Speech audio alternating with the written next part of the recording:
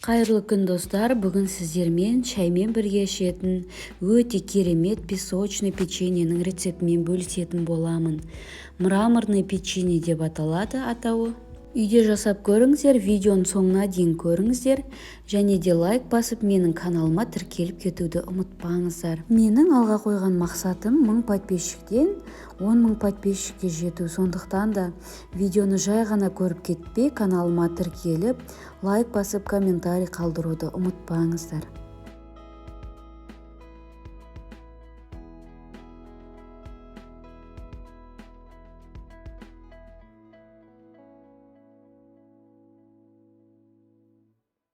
Бұл печеньенің ерекшелігі ішінде какаодан жасалған теста салынған, сондықтан да печенье өте ерекше, өте дәмді болып шығады.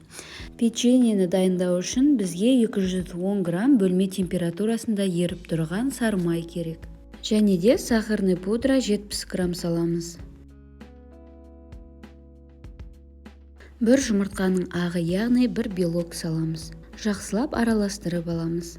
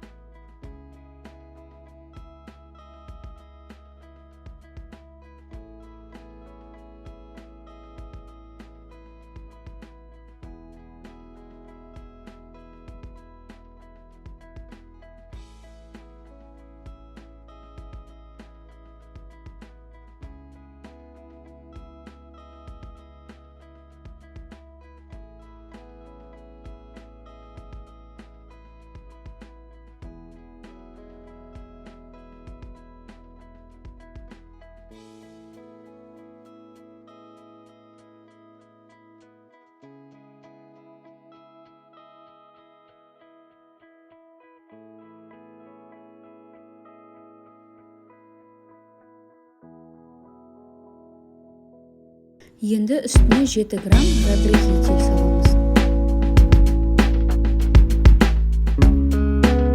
Алдын ала електен өткізілген 290 грамм ұнымызды осылай 3 бөлікке бөліп саламыз.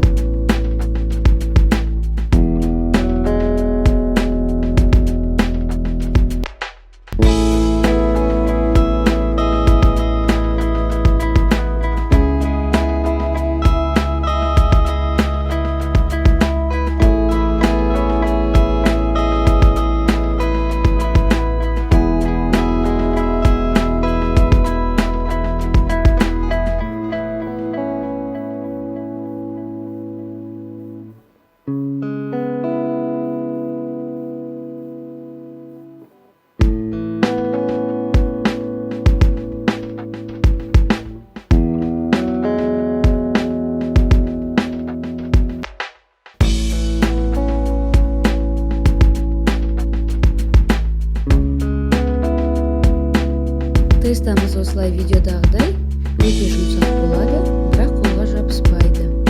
Тестамызды 2 бөлікке бөліп, бір бөлігіне 10 грамм какао салып, тағы да илеп аламыз.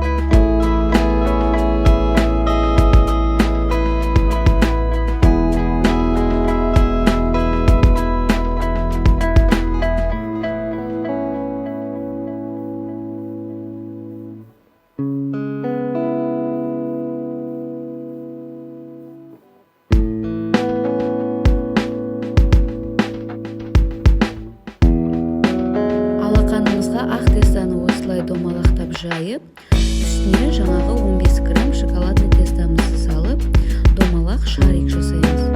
Дәл осылай барлығын видеода көрсетілгендей етіп жасап шығамыз.